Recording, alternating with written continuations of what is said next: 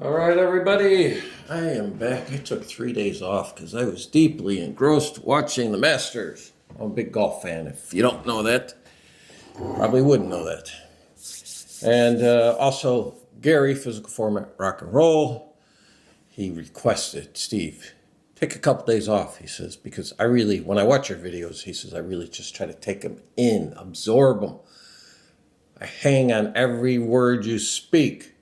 It's hard for me to keep up, so I give Gary 3 days off also. So picking up where we left off, the letter F. Well, we left off at the end of E. Now we are starting with F. And we have Faces in the BBC.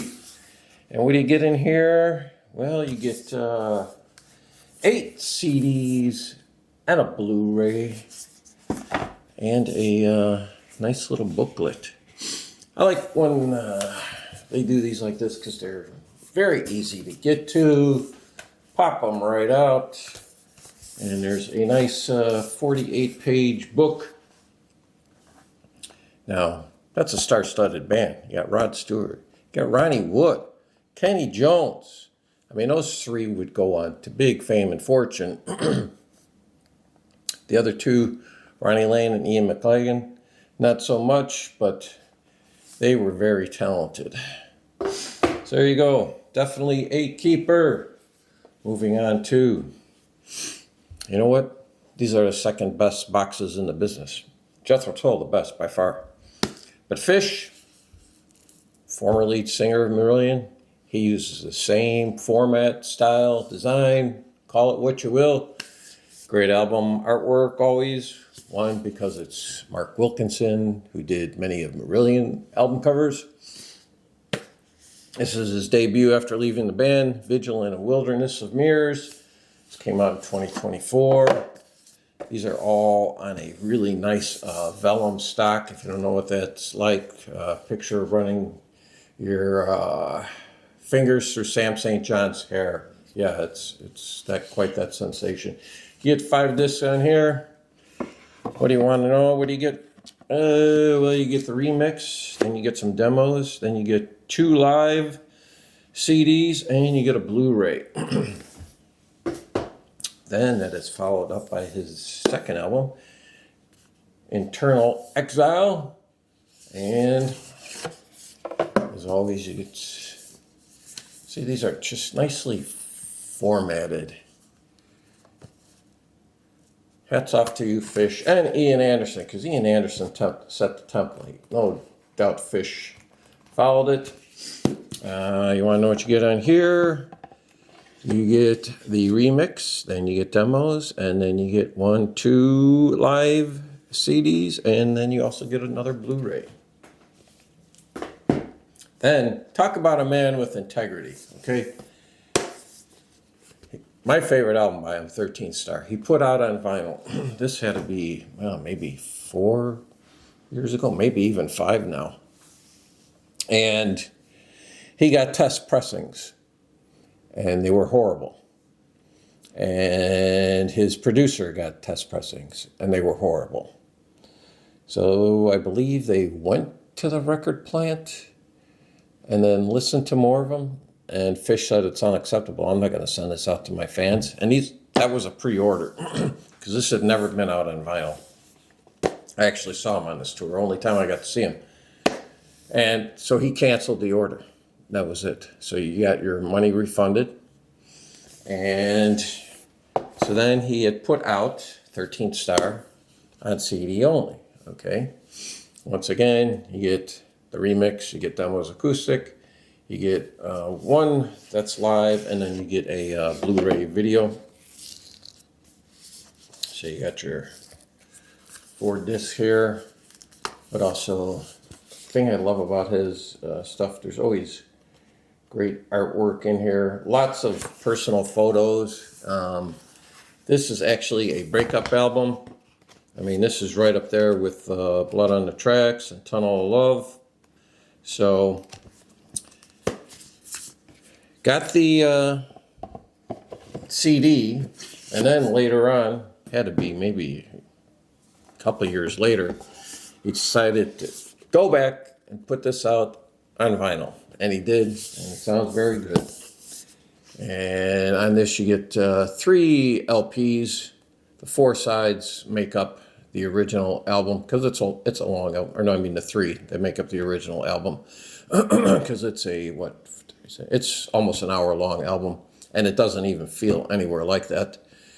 And the other 3, you get live recordings. So thank you, Fish. You are a man of high quality. Up next then, his next album was Field of Crows, but he didn't put it out in these. He did a smaller digipack version. This is Feast of Crows. Or no, it was Field of Crows was before that. I'm sorry, I'm off track here. This is a Feast of Consequences. And I would say, of all the albums I'm showing here, this is probably the weakest one. No wild about it, but let's see, I got some of this artwork in here. This has a theme to it about war. Photographs in here are really pretty much any and everything to do with war. Here you go, you got a soldier there, kind of peeking out of one eye. And you got soldier there standing, his head hanging in the battlefield. A little explosion. So this is probably the weakest albums, I think, of his. At least for me it is. And then you get his last album, Weltschmerz. Look at that artwork. Very cool artwork.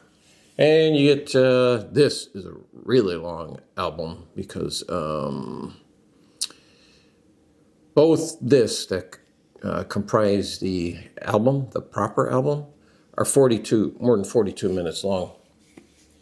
So you go, what's that come to? That's an hour and 20 minutes worth of music. And disc 3 is a Blu-ray. And then that's like that artwork there too. Once again, these are all done by, the artwork is Mark Wilkinson. Yeah, I mean, I just like that little photo there, that train track and train. Also love his lyrics. He writes great lyrics. And he will always have plenty of photos of himself in here. So like I say, Fish, second best box sets in the business. All right, moving on. So those are all keepers. Then we have Fleetwood Mac, Then Play On. What's this called again? Let me pull out the hype sticker here. This is the Celebration Edition. Double album, 16-page book. And this thing sounds really good. And this is Fleetwood Mac with Peter Green, Jeremy Spencer, Danny Kerwin. This 3 guitar prong tech. So there you go. Then we move on to Focus. Most people in the world only know him from the one song, Hocus Pocus. This box set has, 13 CDs. But they call it 13 CDs because of the double albums, I believe. So let's see what we got here. Their debut, In and Out of Focus. Kind of like that. That's In and Out of Focus. The big hit on here, Moving Waves. I saw them once with, I think it was Kansas and Mahogany Rush, maybe. Focus 3. What else are you going to call your third album? Then we get Live at the Rainbow. Then we get Hamburger Concerto. Then we get Mother Focus. Then Ship of Memories. Focus on Proby. Then Jan Ackerman and Cees van Leer. I'm sure I'm pronouncing his name incorrectly. Then Focus 8, because it's their 8th album. Focus 9 / New Skin. Focus 10, they kind of ran out of names. And then you get a Best of Focus. And then a little booklet. Down here, it's a lot of instrumentals. I have to be in the right mood to listen to this. But it's a keeper. And then finally, last F. The last F4U. Take that. Frankie Miller, that's who the complete Chrysalis recordings, 1973 through 1980. And little booklet, nothing of consequence.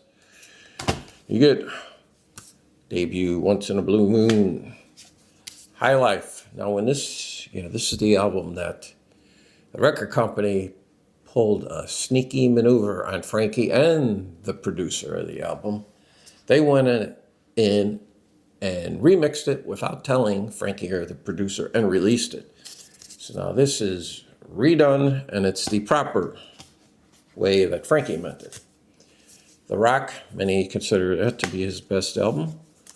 Full House, Double Trouble, Falling in Love, and Easy Money. Great songwriter. Many people have done songs by him.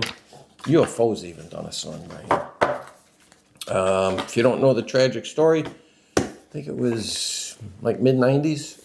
Frankie is in the recording studio with, this is going to be a super group.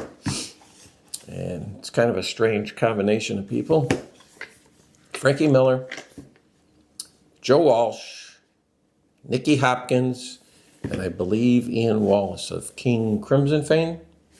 But Frankie ended up having a stroke, and he's still alive, but, you know, it's been a slow recovery, to say the least.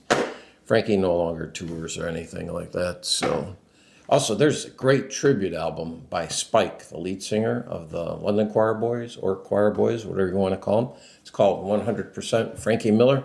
Spike was a big fan. Frankie Miller, like Rod Stewart calls him the best blue-eyed soul singer there is. Incredible voice. So there you go. That takes care of the Fs. And I will see you tomorrow with the Gs. Thank you.